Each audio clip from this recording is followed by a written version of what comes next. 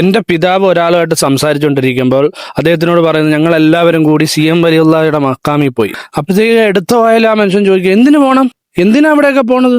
അപ്പൊ ഇത് ഞാൻ കേട്ട്, ഇത് കേട്ടപ്പോ എനിക്കങ്ങോട്ട് പറ്റുന്നില്ല. ഞാൻ പറഞ്ഞു, ഞങ്ങൾ എല്ലാരും സിയാറത്തിന് പോയി. മദീനയിൽ എന്തിനാ പോണ? അതുപോലെ ഞങ്ങള് CM വലിയുള്ളയുടെ മക്കാമിൽ സിയാറത്തിന് പോയി. അവിടെ പോയിട്ട് എന്താ കാര്യം? മദീനയിൽ പോകുന്ന പോലെ ആണോ? ഞാൻ പറഞ്ഞു, മദീനയിൽ എന്തിനാ പോണ? നമ്മൾ സിയാറത്തിനല്ലേ പോണ? അതുപോലെ തന്നെ മദീനയിൽ പോകുന്നത് പോലെ ഔലിയാക്കളുടെ മക്കാമിൽ പോകുന്നു.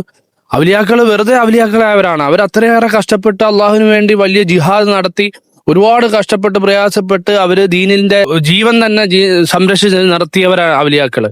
അപ്പൊ അവരുടെ മക്കാമിൽ പോകുന്നതും അള്ളാഹിന്റെ റസൂലിന്റെ മക്കാമിൽ പോണതും അമ്പിയാക്കളുടെ മക്കാമിൽ പോണതും എല്ലാം സിയാറത്തിനാണ്. അപ്പൊ എടുത്ത വായില് ചോദിക്കുക, അവിടെ ചെന്നിട്ട് നിങ്ങൾ സിയാറത്ത് ചെയ്യുന്ന മാത്രമല്ലല്ലോ, നിങ്ങൾ വേറെന്തൊക്കെയോ ചെയ്യുമല്ലോ. ഞാൻ പറഞ്ഞു, എന്താ ചെയ്യും? ഇസ്തിഗാസ, തവസ്സുല്, എന്തെങ്കിലും ചോദിക്കുന്നത്. എന്താ ചോദിച്ചാൽ എന്താ കുഴപ്പം? എന്തെങ്കിലും പ്രശ്നമുണ്ടോ ചോദിച്ചാൽ? നിങ്ങളുടെ ഉമ്മയോട് ചോദിക്കാറില്ലേ? ദുആ ചെയ്യാൻ പറയാറില്ലേ? വേണ്ട, ഉമ്മ മരിച്ചു പോയാൽ നിങ്ങൾ ദുആ ചെയ്യാൻ പറയാറില്ലേ? അത് മരിച്ചു പോയാൽ പിന്നെ ജീവിച്ചിരിക്കുന്നിടത്ത് പറയണം. ഞാൻ പറഞ്ഞു, മരിച്ചു പോയാലും പറഞ്ഞുകൂടെ ഉമ്മ അടുത്ത്? അള്ളാഹുവിന് കേൾപ്പിക്കുന്നതിന് എന്തെങ്കിലും പ്രയാസമുണ്ടോ? നമ്മൾ ഇവിടെ സംസാരിക്കുന്ന കാര്യങ്ങൾ കിലോമീറ്ററുകൾ നമ്മളെ ശരീരം ഉൾപ്പെടെ വീഡിയോയിലൂടെ അമേരിക്ക പോലുള്ള രാജ്യങ്ങളിൽ കാണുമ്പോൾ സെക്കൻഡുകൾക്കകം ഔലിയാക്കൾക്ക് നമ്മൾ പറയുന്ന കാര്യങ്ങൾ കേൾപ്പിച്ചു കൊടുക്കാൻ അള്ളാഹുവിന് കഴിവില്ലെങ്കിൽ മനുഷ്യന്റെ കഴിവ് പോലും അള്ളാഹിനില്ല എന്ന് പറയേണ്ടി വരത്തില്ലേ? നിങ്ങൾ തെറ്റിദ്ധരിപ്പിക്കുകയാണ് ഇതെല്ലാം. അപ്പൊ പറയുന്നത്, അതെങ്ങനെ ഔലിയാക്കളൊന്നും ആരും കേൾക്കത്തില്ല, അതിങ്ങനെ. ഞാൻ പറഞ്ഞു, ഔലിയാക്ക കേൾക്കത്തില്ലെന്ന് ആരും ഹദീസില്ലേ? ഒരു ഖബർ അടക്കി പിരിഞ്ഞ് 7 അടി നടന്നു മാറുമ്പോൾ നിങ്ങളെ ചെരുപ്പിന്റെ 6 അടി ശബ്ദം കേൾക്കുമെന്ന് മുത്ത റസൂൽ പഠിപ്പിച്ചിട്ടില്ലേ? പിന്നെ അവര് നമ്മളിപ്പോ ഒരു കുഴി കയറി കിടന്ന ജീവനോടെ കേൾക്കും ആ ശബ്ദം. അപ്പൊ മരിച്ചു പോയിട്ടുണ്ടെങ്കിൽ അവർ കേട്ടിട്ടുണ്ടെങ്കിൽ അത്രയേറെ അവരുടെ കേൾവി ശക്തി അള്ളാഹു കൂട്ടിക്കൊടുക്കും. അള്ളാഹുവിന് അതിനുള്ള കഴിവില്ലേ? പിന്നെ എന്തിനാ നിങ്ങൾ നേരിട്ടങ്ങ് അള്ളാഹിനോട് ചോദിച്ചാൽ പോലെ എന്തിനാ നിങ്ങൾ ഇങ്ങനെ അവരടുത്തൊക്കെ പോകണം? ഞാൻ പറഞ്ഞു, നേരിട്ട് ഇപ്പൊ നമ്മളൊരു കാര്യം പലപ്പോഴും ചോദിച്ചു, അത് നടക്കുന്നില്ല എന്ന് കരുതി അള്ളാഹ് ഇല്ലെന്ന് പറയാൻ പറ്റുമോ? ഇല്ല. പിന്നെ അത് എനിക്ക് വേണം, അത് നടത്തണം, അതെനിക്ക് കിട്ടിയേ പറ്റൂ എന്ന് ഞാൻ വാശി പിടിക്കുന്ന സമയമാണ് ഞാൻ ഔലിയാക്കടുത്ത് പോണത്. റളിയല്ലാഹു അൻഹും വറളു അൻഹു എന്നല്ലേ അള്ളാഹു നമ്മളെ പഠിപ്പിച്ചത്. അള്ളാഹെ തൃപ്തിപ്പെട്ടവർ ഉറപ്പായും അപ്പൊ ചോദ്യത്തിന് ഉത്തരം നൽകും. എപ്പോഴും ഇജാബത്തുണ്ട്. മനസ്സിലാവുന്നുണ്ടോ? അപ്പൊ അതുകൊണ്ട് നമ്മൾ ഔലിയാക്കളോട് ചെന്ന് കാര്യങ്ങളൊന്നും പറയുമ്പോൾ നമ്മുടെ ആവശ്യം കുറച്ചുകൂടെ സ്പീഡിൽ നടക്കും. അള്ളാഹുവിനെ 3 രീതിയിൽ ചെയ്യാമല്ലോ. ഇവിടെ തരാം, പിന്നെ പരലോകത്ത് തരാം, സ്വർഗത്തിൽ തരാം. പക്ഷെ അതുപോലെ അല്ലല്ലോ.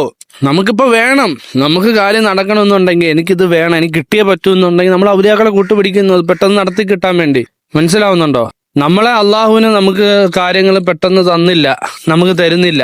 അത് ചിലപ്പോ അള്ളാഹുവിന്റെ ഒരു ഹിക്മത്തായിരിക്കും. നമ്മൾ വീണ്ടും ദുആ ചെയ്യും, നമ്മൾ വീണ്ടും ഒരുപാട് തൗബകൾ ചെയ്യും, നമ്മൾ അള്ളാഹുവിലേക്ക് വീണ്ടും വീണ്ടും അടുക്കും.